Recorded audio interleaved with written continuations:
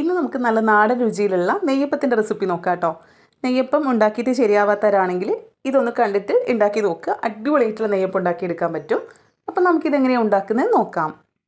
അതിനായിട്ട് 1/2 കിലോ പച്ചരിയാണ് വേണ്ടത്. ഞാനിപ്പോൾ ഗ്രാം അളവിൽ പറയുന്നത് എല്ലാവരുടെ കയ്യിലും കപ്പ് ഉണ്ടാവണമെന്നില്ലല്ലോ, അതാട്ടോ കപ്പിലും കാണിക്കുന്നുണ്ട്. ഒരു ബൗൾ എടുത്തതിന് ശേഷം അതിലോട്ട് പച്ചരി ഇട്ട് കൊടുക്കാം. 2.5 കപ്പ് പച്ചരിയാണ് ഉള്ളത്. എന്നിട്ട് ഇത് നന്നായിട്ട് കഴുകി മുങ്ങിക്കിടക്കാൻ പാകത്തിന് വെള്ളം ഒഴിച്ചിട്ട് ഒരു 8 മണിക്കൂർ കുതിരാനായിട്ട് മാറ്റി വെക്കാം. ഞാനിപ്പോൾ രാവിലെയാണ് കുതിരാൻ വെക്കുന്നത്. ഇപ്പോൾ വൈകിട്ടായിട്ടുണ്ട്. പച്ചരിയൊക്കെ നന്നായിട്ട് കുതിർന്ന് വന്നിട്ടുണ്ട്. ഇനി ഇതിനകത്തുള്ള വെള്ളമൊക്കെ ഒന്ന് കളഞ്ഞ് മാറ്റി വെക്കുക. ഇനി നമുക്ക് ശർക്കര പാനി ഉണ്ടാക്കണം. അതിനായിട്ട് 375 ഗ്രാം ശർക്കരയാണ് എടുത്തിട്ടുള്ളത്. അതിലോട്ടൊരു 3/4 കപ്പ് വെള്ളം ഒഴിച്ചിട്ട് പാനിയാക്കി ചൂടാറാൻ മാറ്റി വെക്കുക. ചൂടാറി കഴിയുമ്പം ശർക്കര പാനി വെച്ചാണ് നമ്മളിത് അരച്ചെടുക്കുന്നത്.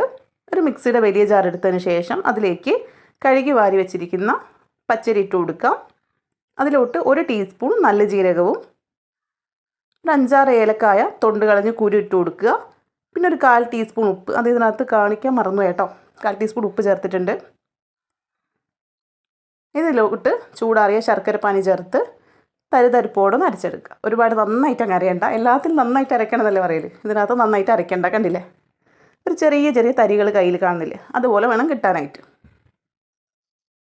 ഇനി ഇതിലേക്ക് 4 ടേബിൾ സ്പൂൺ മൈദ, അതായത് 1/4 കപ്പ് മൈദ ചേർത്തിട്ട് ഒറ്റൊരു കറക്ക്. എന്നാൽ പിന്നെ കട്ടകളിലാണ് കിട്ടും കേട്ടോ, അല്ലെങ്കിൽ യോജിപ്പിച്ചെടുത്താലും മതി. ഇനി ഒരു ബൗളിലോട്ട് ഒഴിച്ചു കൊടുക്കുക. ഇനി ഇത് അടച്ച് വെച്ച് ഓവർനൈറ്റ് റെസ്റ്റ് ചെയ്യാൻ മാറ്റി വെക്കുക. ഇപ്പോൾ രാവിലെ ആയിട്ടുണ്ട്, കണ്ടില്ലേ, മാവൊക്കെ ഒന്ന് കുറുകി വന്നിട്ടുണ്ട്. ഈ ഒരു കൺസിസ്റ്റൻസിയിലാണ് ഉണ്ടാവുക. ഇനി ഇതിനകത്ത് വെള്ളമൊന്നും ചേർക്കണ്ട. ഇതിലോട്ട് 1 ടേബിൾ സ്പൂൺ നെയ്യ് ചേർത്ത് കൊടുക്കാം. എന്നിട്ടൊന്ന് മിക്സ് ചെയ്തെടുക്കുക.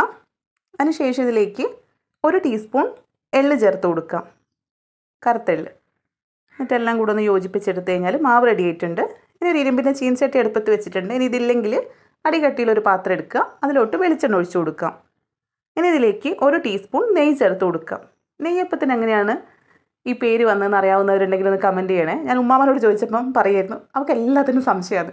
അങ്ങനെ എന്നെ പറഞ്ഞ് ഒഴിവാക്കി. നെയ്യിലായിരുന്നു ഇത് പണ്ട് ചെയ്തുകൊണ്ടിരുന്നത്, എനിക്കറിയില്ല കേട്ടോ. എണ്ണ ചൂടായി വന്നു കഴിഞ്ഞാൽ ഇതിലോട്ട് മാവ് ഒഴിച്ചു കൊടുക്കാം. ആദ്യം നന്നായിട്ട് എണ്ണ ചൂടാക്കി എടുക്കണം. അതിനുശേഷം മീഡിയം ഫ്ലെയിമിലോട്ട് വെച്ച് കൊടുക്കുക. എന്നിട്ട് പിന്നെ നമ്മളതിനെ ഒന്നും ചെയ്യാൻ പോകണ്ട. അത് തന്നെ പതിയെ പതിയെ പൊങ്ങി വന്നോളൂ കേട്ടോ. കണ്ടില്ലേ, തനിയെ തന്നെ പൊങ്ങി വന്നോളൂ. പിന്നെ കുറച്ച് വെളിച്ചെണ്ണ നമ്മൾ അതിൻ്റെ മുകളിലോട്ടൊന്ന് തൂക്കി കൊടുക്കുക, ഒരു സ്പൂൺ വെച്ചിട്ട്. ഇപ്പം മുകൾ വശം പെട്ടെന്ന് തന്നെ കുക്കായി കിട്ടും കേട്ടോ. അല്ലാതെ പെട്ടെന്ന് പോയി മറിച്ചിടാൻ നിൽക്കരുതേ. ഇനി കളറൊക്കെ ചെറുതായിട്ട് മാറി വന്നു കഴിഞ്ഞാൽ മറിച്ചിട്ട് കൊടുക്കുക. എന്നിട്ട് ആ വശം ഒരു 2 മിനിറ്റൊക്കെ മതിയാവും. കുക്ക് ചെയ്ത് കഴിഞ്ഞാൽ അടിപൊളിയായിട്ടുള്ള നെയ്യപ്പം റെഡി ആയിട്ടോ. അപ്പോൾ ഉണ്ടാക്കിയിട്ട് ശരിയാവാത്തവരാണെങ്കിൽ ഇതുപോലെ ഒന്ന് ചെയ്ത് നോക്കുക കേട്ടോ. വെള്ളത്തിൻ്റെ അളവ് കൂടരുത്. പിന്നെ അതുപോലെ തന്നെ തരിയായിട്ട് അരച്ചെടുക്കുക. പിന്നെ രാത്രിയിൽ പൊങ്ങാൻ വെക്കുകയാണെങ്കിൽ കുറച്ചുകൂടെ നല്ലത്. അല്ലെങ്കിൽ നിങ്ങൾക്ക് ബേക്കിംഗ് സോഡയൊക്കെ ഇട്ട് ചെയ്യാം. പക്ഷേ നമ്മൾ തനതായ രീതിയിൽ ചെയ്യുകയാണെങ്കിൽ ഇങ്ങനെ ചെയ്യുന്നതായിരിക്കും നല്ലത്. അപ്പോൾ ബാക്കിയുള്ള നെയ്യപ്പവും നമുക്കിതുപോലെ തന്നെ തയ്യാറാക്കിയെടുക്കാം. ഞാനിപ്പോൾ ആദ്യത്തെ മാത്രമല്ല എല്ലാത്തിനും പൊങ്ങി വരുന്ന കാണിക്കുന്നുണ്ട് കേട്ടോ. അപ്പോൾ നിങ്ങൾക്കൊരു ധൈര്യം കിട്ടും ഉണ്ടാക്കാനായിട്ട്. വേണമെങ്കിൽ നിങ്ങൾ ഇതിൻ്റെ പകുതി അളവെടുത്ത് ചെയ്ത് നോക്കൂ കേട്ടോ. അപ്പോൾ നിങ്ങൾക്ക് കുറച്ച് നെയ്യപ്പം കിട്ടും. ഇത് അത്യാവശ്യം 20-25 നെയ്യപ്പം ഉണ്ടായിട്ടോ. ഞാൻ കറക്റ്റ് എണ്ണി നോക്കിയില്ല. നല്ല ടേസ്റ്റുള്ള നെയ്യപ്പാണ്. അപ്പോൾ നെയ്യപ്പം ഇഷ്ടമുള്ളവരാണെങ്കിൽ വെളിച്ചെണ്ണയിൽ തന്നെ ചെയ്യുക. പിന്നെ നിങ്ങൾക്കിത് സെയിൽ ചെയ്യാനൊക്കെ പറ്റും കേട്ടോ. ഈ റെസിപ്പി വെച്ചിട്ട് ചെറിയ ചെറിയ നെയ്യപ്പം ഉണ്ടാക്കി നിങ്ങൾക്ക് കടയിലും കൊടുക്കാം. അതൊരു വരുമാന മാർഗ്ഗമാവും.